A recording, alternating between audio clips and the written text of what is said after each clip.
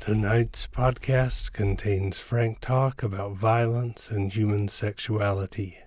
Listener discretion is advised.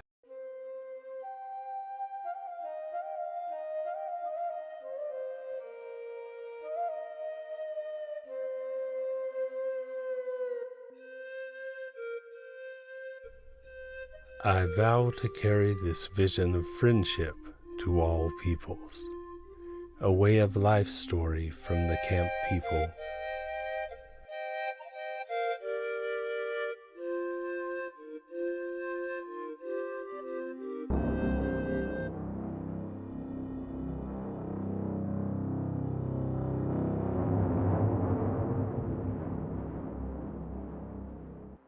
May the dead come forward and speak.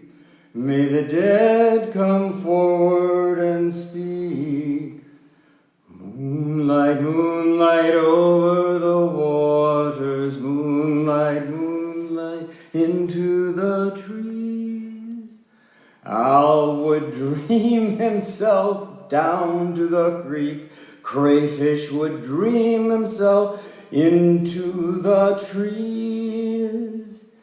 May the dead come forward and speak. May the dead come forward and speak. There rise before me the spirits of hundreds of indigenous peoples exploited in South America through U.S. post-war weapons development, using radiation, chemicals, and psychoactive drugs.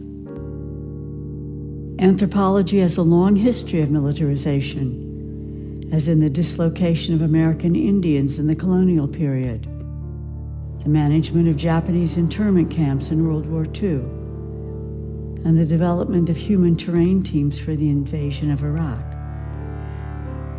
Shamans in the stories tried to counteract the impending extinction of their people by sending forth spirits of their dead into the realms of their invaders.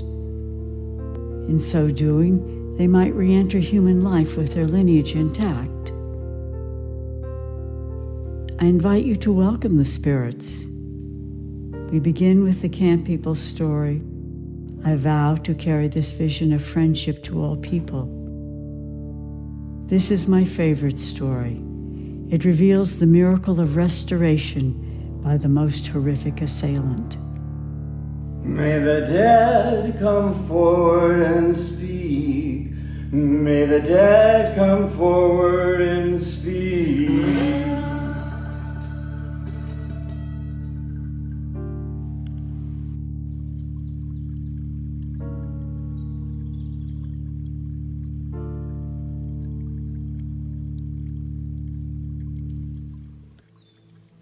His feet had eyes when he reached our camp. Or how did he travel these trails alone? A long season's journey from the grasslands in the north. Did Wide River desist from swallowing men? Is the lose your arm snake asleep on the branch? Has Jaguar indeed lost his taste for human flesh?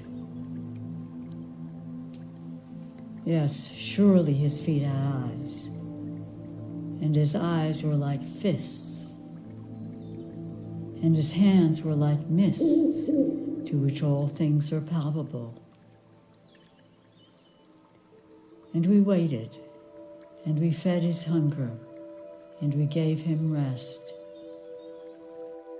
And he unsewed his lips at last, announcing, I vow to carry this vision of friendship to all people.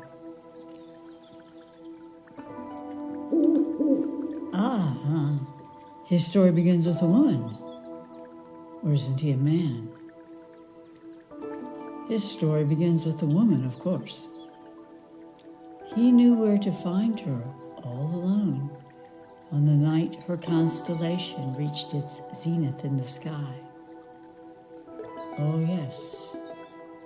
They were far from the sleeping people. The constellation, Mother in the Sky, saluted as they passed. The flight of the owl marked their path. vine of the woman grew up around his tree. Oh, yes. Now, on the same night, raiders came from an enemy tribe. They killed his people in their tents. Every person. Every person. They tore apart even the infants, for they were crazed with the dragonfly drug. They killed every person. They did not consider that their elders would demand of them. Where are the children you've returned with to populate our camps? Tell us, where are the marriageable girls?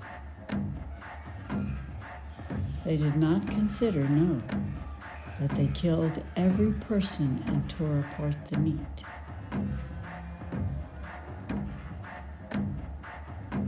After all the others were dead, they seized that special woman on the homeward path alone, near to camp. They raped her, indeed. Her body they mutilated.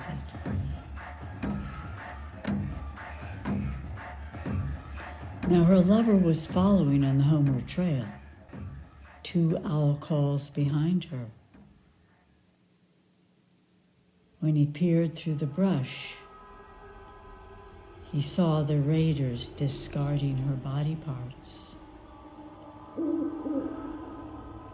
His spirit was still inside her then.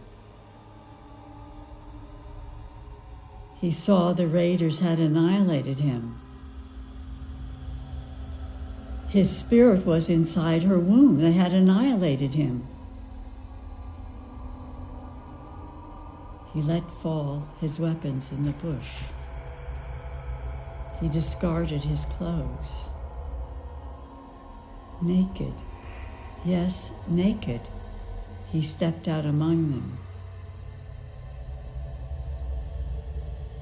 He manifested the void. This is no metaphor. He manifested the void. They saw.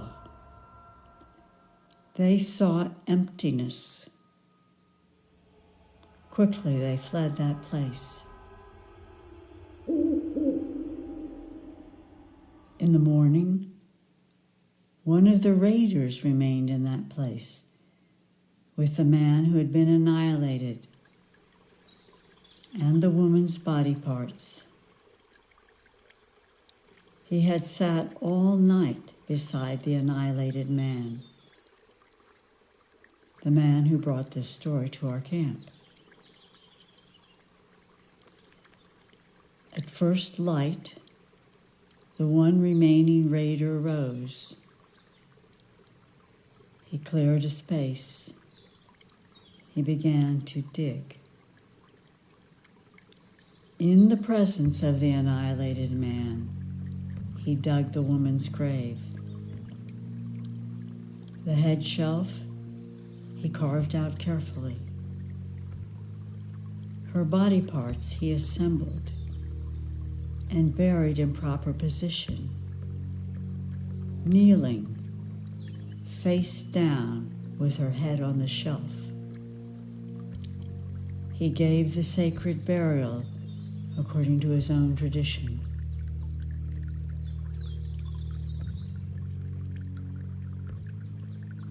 Then he led the annihilated man back to his camp with the broken tents. There were no whole persons there, only pieces of meat spread round about. Ants even crossed from the other side of the creek.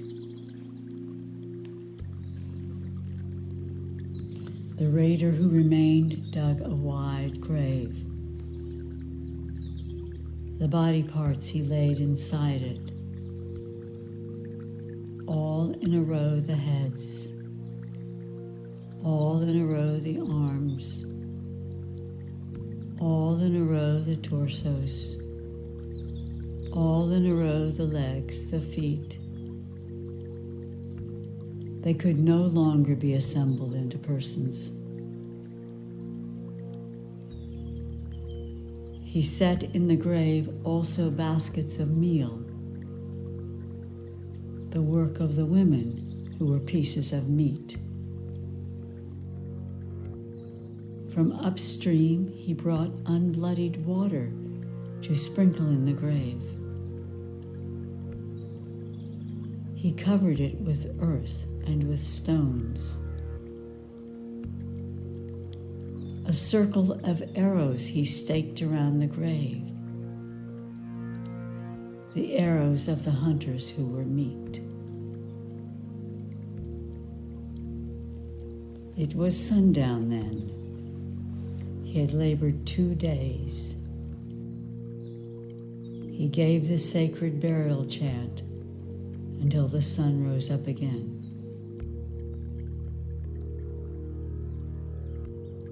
Then the raider who remained spoke to the annihilated man. And these were his words: I will stay here with you. There is no home for me now. My spirit will not rest in the womb of any woman. These were his words: I know what I have done, and I see you. The raider who remained hunted for the man he had annihilated. Like a woman, he carried wood and water. Like a woman, he built the cooking fire. He cooked.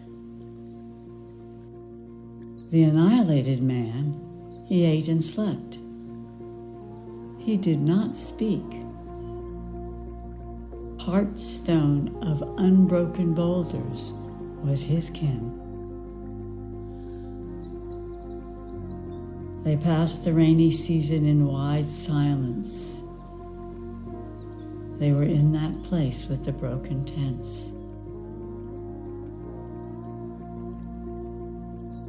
Then a new life entered the man who was annihilated. For his watcher brought forth his own soul and grasped it and divided it into 2 equal parts, each containing the pattern of the whole. And the half of his soul he gave to the man who was annihilated. This had never been done before. He did it. No one taught him. He devised the way. Then the man who had been annihilated, he breathed out emptiness. He breathed in new life. His watcher departed with a fresh heart to his own home camp. There he saluted his companions in the raid, his companions whose hopes were rotting in their dreams. And the man of new life, he declared, I vow to carry this vision of friendship to all people. He declared, for the woman I followed into darkness, for the hunter whose wife she was, for all my people in the broken tents, for all living creatures on earth, for all those awaiting rebirth, I vow to carry this vision of friendship to all peoples.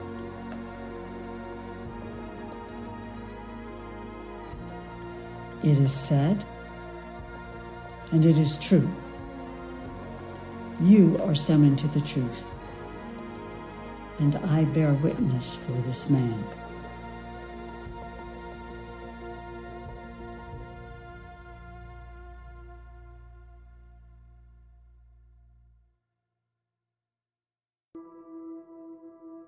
This podcast series is based on the extraordinary tales received by Jean Maria Arrigo, amanuensis and inspiration.